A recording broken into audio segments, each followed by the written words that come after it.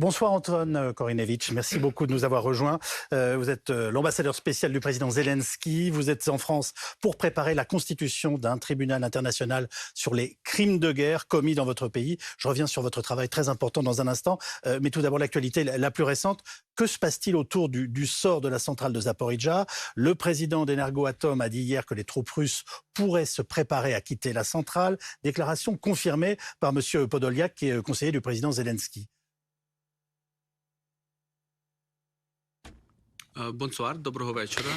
Bonsoir, et merci encore une fois pour l'invitation. Nous avons constaté depuis tout ce temps, depuis le temps de l'invasion de la Fédération de la Russie, lorsque les forces armées ukrainiennes ont fait tout pour résister, et les Russes reculaient. C'était dans la région de Kharkiv, de Kherson, et pour Kherson c'est une histoire personnelle. J'ai travaillé pendant 3 ans là-bas, je connais très bien la ville et les gens, et je suis persuadée que le but sont bien définis par le président, c'est-à-dire tous les territoires occupés temporairement doivent être libérés, et forcément toutes les choses ne sont pas dites publiquement tant que ce n'est pas fait, mais la station nucléaire de Zaporijjia, la centrale, est très très importante comme tous les autres territoires, et je suis persuadée que nos forces armées libéreront héroïquement tous les territoires occupés. Donc c'est un vœu, un constat militaire que vous souhaitez. Des négociations sont-elles en cours pour que la zone de la centrale passe sous contrôle des Nations Unies et de l'AIEA? Nous savons la proposition de l'AIEA, c'est-à-dire que l'Ukraine doit récupérer le contrôle de cette station, mais nous savons que ces questions sont très sensibles et que ça ne devient pas, ces informations ne sont pas publiques tant que l'armée ukrainienne ne se retrouve pas là où elle doit se retrouver. Mais forcément, la station centrale de Zaporijjia est essentielle pour le pays. Est-ce que vous, Ukrainiens, êtes prêts à retirer vos troupes si les Russes quittent la centrale de Zaporijjia et que donc une force d'une quelconque façon neutre peut être présente en plus de l'AIEA?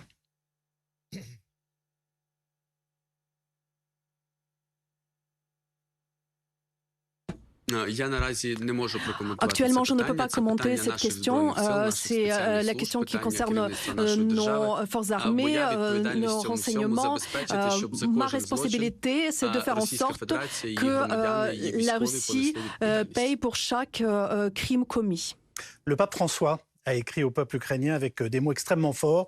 Je le cite, « Vos villes sont martelées par les bombes, tandis que les pluies de missiles causent la mort, la destruction et la douleur, la faim, la soif et le froid. » Et il a évoqué l'Holodomor, cette période terrible que les Ukrainiens ont connue, en fait l'extermination organisée par Staline dans les années 30.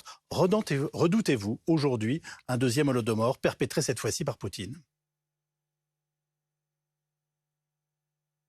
Vous savez, vous pouvez le constater à Paris que la Fédération de Russie frappe les infrastructures essentielles, et nous sommes en plein hiver, on commence à être entré dans l'hiver, et le gouvernement, avec le soutien de tous les partenaires, fera tout pour faciliter la vie dans ces conditions. Mais pour nous, à Kiev, c'est pas facile, parce que moi je travaille à Kiev, mais dans d'autres régions aussi, dans les villes, dans les villages. Et pour nous, il est très important que nos partenaires reconnaissent l'Holodomor comme génocide du peuple ukrainien. Et je suis persuadée que grâce à nos partenaires, nous allons traverser, nous réussirons à traverser cet hiver, et c'est un des buts pour nous. Nous faisons tout le possible pour que toutes les régions soient fournis en électricité et que tout soit renouvelé et reconstruit au plus vite. Où sont vos enquêtes sur ces crimes de guerre qui sont en fait votre travail et votre engagement quotidien, et par qui les Russes doivent-ils être jugés? Par le tribunal de La Haye, par un tribunal international?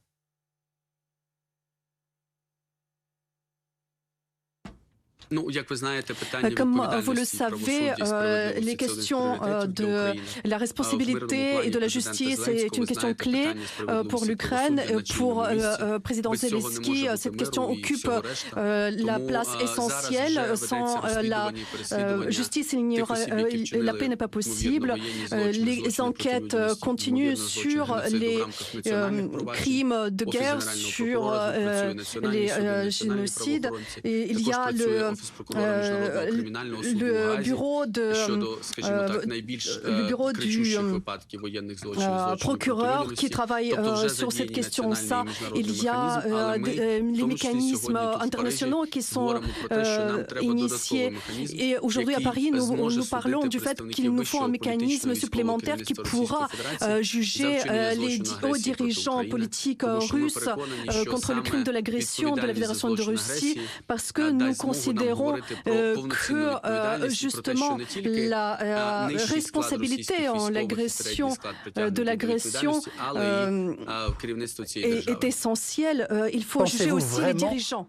Pensez-vous vraiment que, alors je fais suite à votre dernière phrase, que le président Poutine en tant que tel puisse comparaître un jour devant un tribunal ?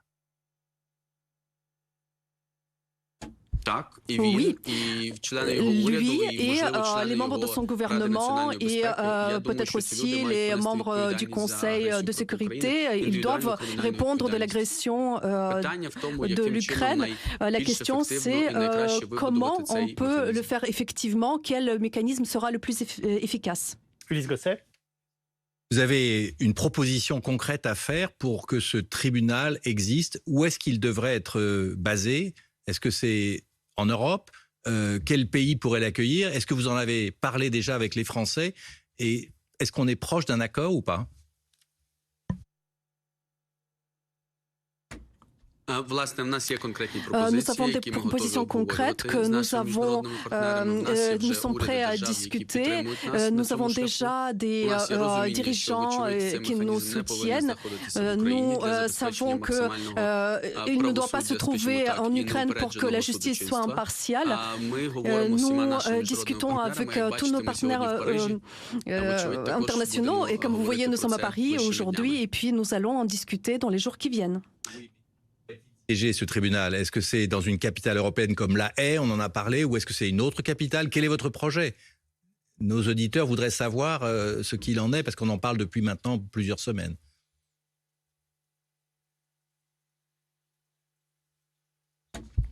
Pour le moment, bien sûr, nous ne pourrons pas nommer une ville, mais une capitale européenne qui a une signification, qui a une signification importante pour la justice, ce serait bien. Ce mécanisme-là devrait se trouver non pas en Ukraine pour l'impartialité de la procédure. Je vous propose d'écouter le secrétaire général de l'OTAN qui explique que le président Poutine utilise le froid comme une arme de guerre. On l'écoute. Le président Poutine essaye maintenant d'utiliser l'hiver comme une arme de guerre contre l'Ukraine. C'est horrible et nous devons nous préparer à d'autres attaques. C'est la raison pour laquelle les alliés de l'OTAN ont renforcé leur soutien à l'Ukraine. Et donc l'Ukraine se prépare à d'autres attaques? Vous comprenez, la Russie, la Fédération russe fait la guerre contre nous. Nous devons être prêts en permanence. Et notre force armée, comme vous le savez, résiste héroïquement à l'agresseur. Nous sommes prêts à toute situation et nous comprenons que la Russie utilise le froid et l'hiver comme arme. Et moi, je travaille, je vis à Kiev, donc je sais de quoi je parle. Et le mécanisme de la responsabilité pénale pour les crimes n'est pas suffisante. Ce que nous entendons actuellement, c'est le crime de guerre. Et ça doit être traduit en justice. Une toute dernière question, puisque nous devons vous libérer et que vous êtes évidemment très occupé pendant ce séjour parisien. C'est une question sensible. Pour vous, la guerre peut-elle s'arrêter sans que l'Ukraine ne reconquiert la Crimée?